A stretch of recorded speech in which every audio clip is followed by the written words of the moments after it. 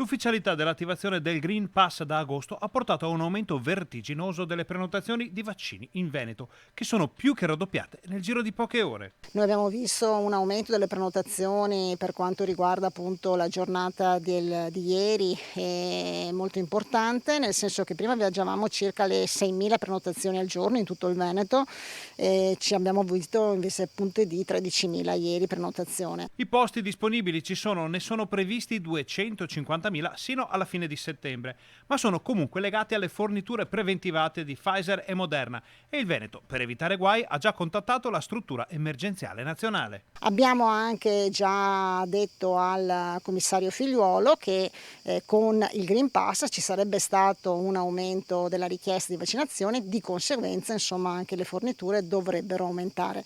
Vedremo se nei prossimi giorni ci sarà un'interlocuzione con il governo in queste direzioni. D'altro canto cresce il numero dei contagi che però non va di pari passo con quello dei ricoveri e la sanità può respirare. Fortunatamente però di conseguenza non c'è un aumento dell'incidenza ospedaliera e quindi anche le terapie intensive sono monitorate e stabili, abbiamo un +1, -1, quindi viaggiamo sempre sui 18 insomma, persone oggi ricoverate per Covid in terapia intensiva. Tutte le persone, ricordiamo oggi che noi abbiamo delle varie età ricoverate in terapia intensiva, sono non vaccinate.